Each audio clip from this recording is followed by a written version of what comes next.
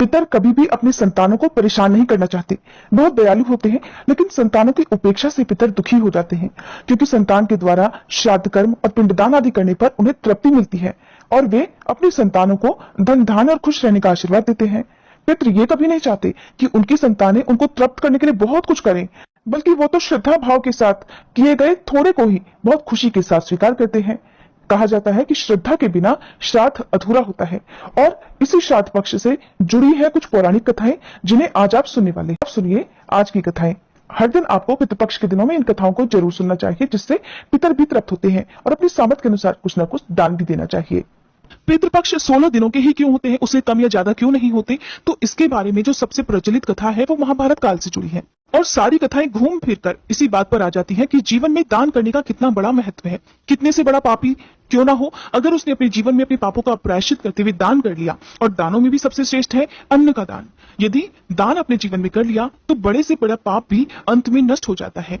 अपने पापों का प्रायश्चित करने के भी कुछ सत्कर्म बताए गए हैं, जिन्हें आप जरूर जानिएगा।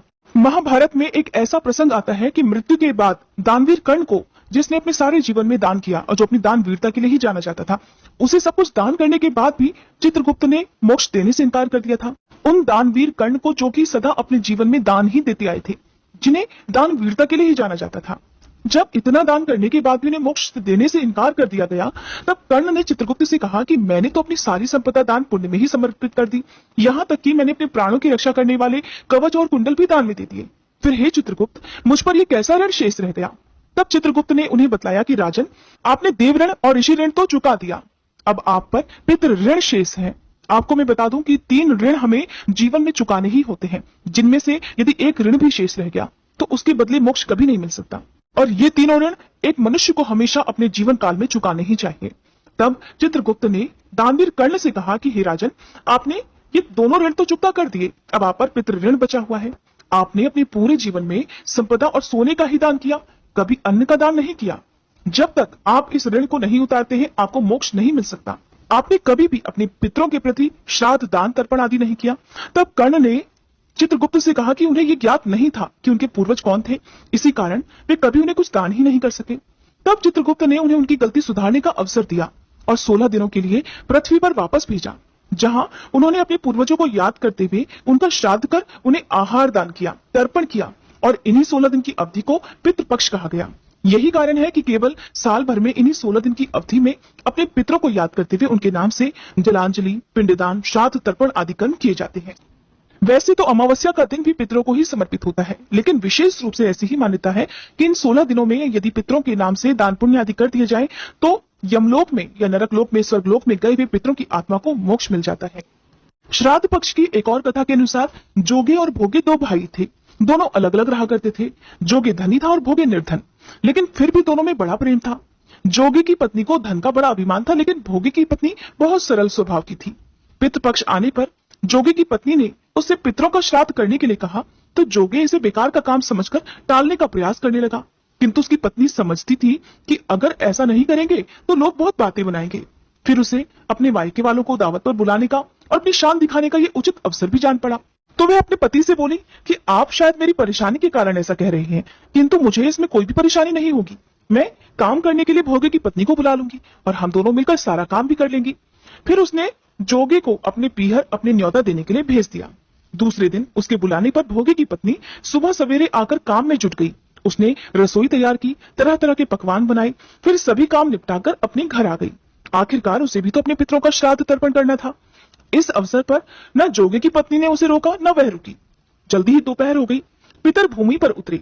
जोगे भोगे के पितर पहले जोगे के यहाँ गए तो क्या देखते हैं कि उसके ससुराल वाले वहां पर पहले से ही भोजन करने में जुटे हुए हैं। निराश होकर वे भोगे के यहाँ गए।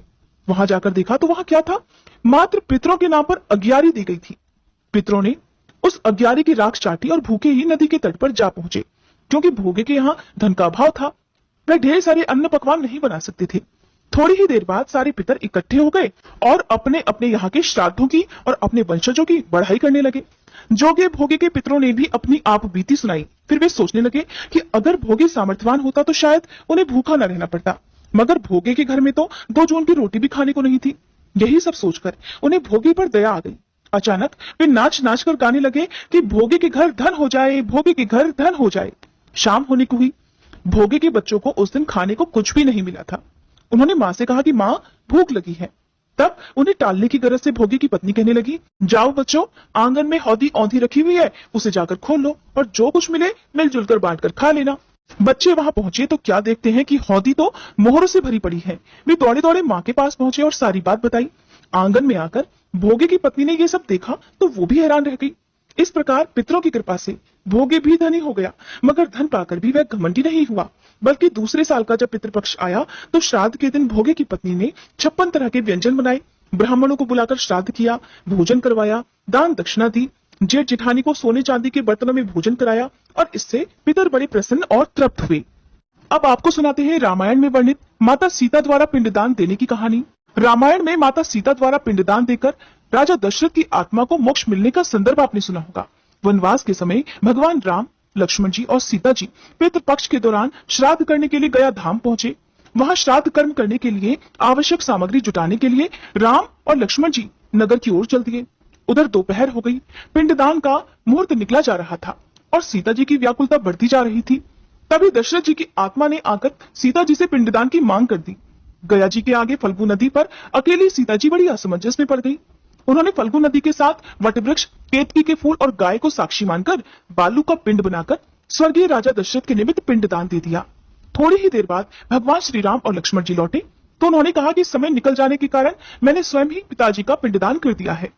बिना सामग्री के पिंडदान कैसे हो सकता है, ये सोचकर भगवान श्री राम ने सीता जी से इस बात का प्रमाण मांगा। तब सीता जी कहने लगी, हे स्वामी, मैं बिल्कुल सत्य कह रही हूँ कि मैंने पिंडदान कर दिया है। अगर आपको विश्वास ना हो तो आप फल्गु नदी की रेत, केतकी के फूल, गाय और वटवृक्ष से पूछ सकते हैं। इन्हीं के सामने मैंने श्राद्ध कर्म की गवाही इनसे दिलवाई थी। लेकिन फल्गु नदी, गाय और केतकी के फूल तीनों ही इस बात से मुकर गए। सिर्फ वटवृक्ष ने ही सही बात की। तब सीता जी ने राजा दशरथ का ध्यान करके उनसे ही गवाही देने की प्रार्थना की। दशरथ जी ने सीता जी की प्रार्थना स्वीकार की और घोषणा की कि ऐन समय पर सीता ने ही मुझे पिंडदान किया है। तब कहीं जाकर श्री राम आश्वस्त हुए, लेकिन तीनों गवाहों द्वारा झूठ बोलने पर सीता जी ने क्रोधित होकर उन्हें श्राप दे डाला कि फल्गु नदी जा तो सिर्फ नाम की नदी रहेगी, तुझमें पानी नहीं रहेगा। इस कारण कहा जाता है कि आज भी गया जी में फल्गु नदी सूखी ही रहती है। और गाय को श्राप दिया कि तू पूजनी होकर भी लोगों का जूठा खाएगी। और केतकी के फूल को श्राप दिया कि झूठी गवाही देने के कारण तुझे पूजा में कभी नहीं चढ़ाया जाएगा।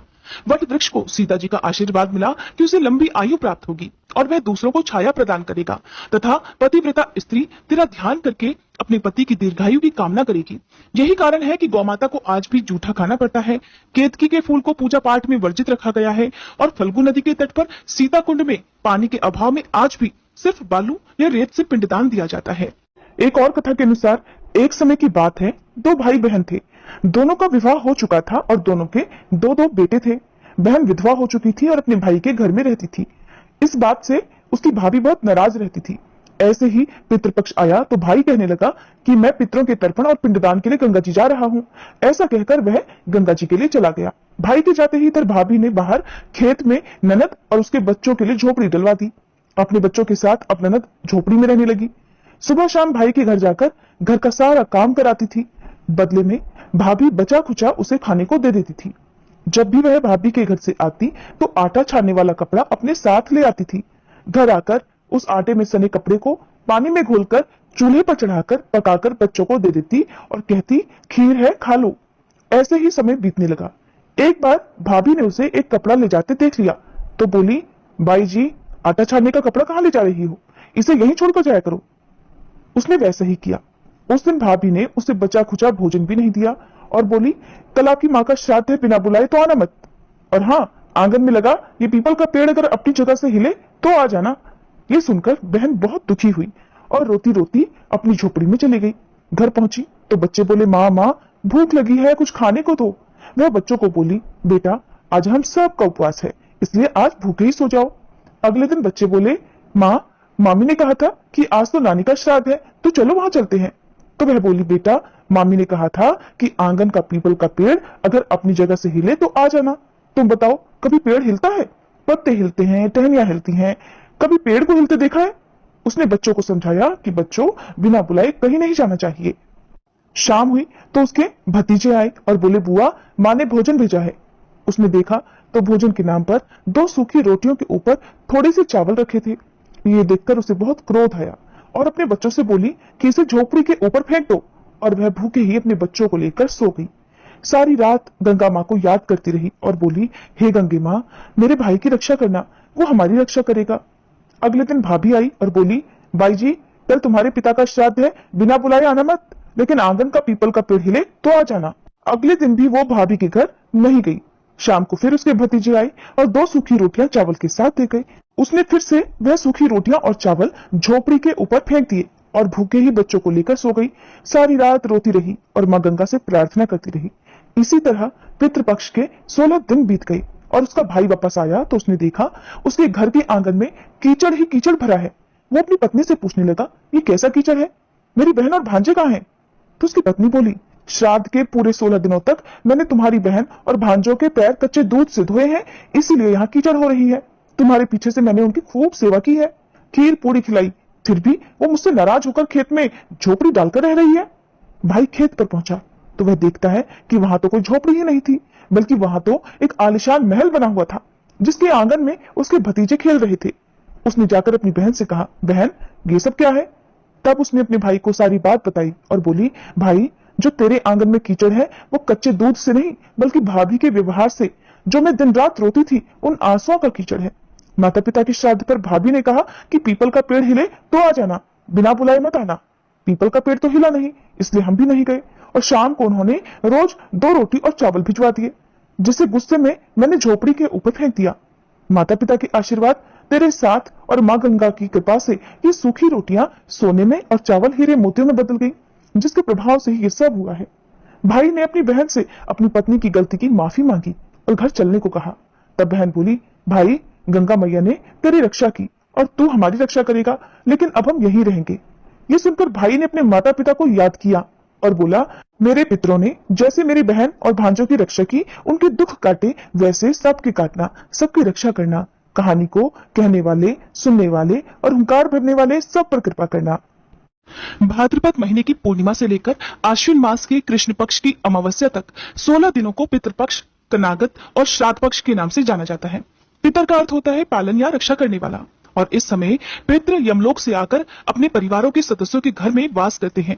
16 दिन अपना अपना भाग लेकर पितर ब्रह्मांडी ऊर्जा के साथ वापस चले जाते हैं। इस प्रकार व्यक्ति अपने पितृ ऋण से मुक्त हो जाता है। ब्रह्मांड में दक्षिण दिशा में स्थित पितृलोक में वास करने वाले पितृ श्रद्धा और भाव के भूखे होते हैं। श्राद्ध पक्ष में अगर कुछ भी पास में ना हो, कुछ भी सामर्थ्य ना हो, तो दोपहर के समय दक्षिण दिशा की ओर मुंह करके जल का यदि दान भी दे दिया जाए तो पितर उससे ही तृप्त हो जाते हैं। श्राद्ध का अर्थ अपने देवताओं, पितरों, परिवार और वंश के प्रति श्रद्धा प्रकट करना होता है। जब परिवारजन अपने शरीर को छोड़कर चले जाते हैं तो वो चाहे किसी भी रूप में या फिर किसी भी लोक में हो, श्राद्ध पक्ष के समय अपनी तिथि पर पृथ्वी पर जरूर आते हैं। उनकी तृप्ति के लिए श्रद्धा के साथ जो शुभ संकल्प और तर्पण किया जाता है, उसे हमारे पितर सूक्ष्म रूप में आकर अवश्य ही ग्रहण करते हैं। अपनी तिथि के दिन हमारे पितर सवेरे सूर्य की किरणों पर सवार होकर आते हैं। वे अपने पुत्र, पौत्र या अपने वंशजों से अपेक्षा करते हैं कि वे उन्हें अन्न जल प्रदान करें, ब्राह्मणों को भोजन कराएं, और पितृ जल देने से वे 1 वर्ष के लिए तृप्त हो जाते हैं। इन 16 दिनों में ना कोई शुभ कार्य किया जाता है, ना ही कोई नई वस्तु खरीदी जाती है। पितरों की शांति के लिए वैसे तो श्राद्ध पक्ष में पिंडदान, जल, तर्पण आदि कार्य किए जाते हैं, लेकिन इन 16 दिनों में नियमित रूप से भगवत कथा का रसपान करने, भगवत गीता का पाठ करने, गरुड़ पुराण की कथाएं पढ़ने और सुनने से भी पितरों की आत्मा को मोक्ष मिल जाता है। पितरों के नाम से कुछ न कुछ दान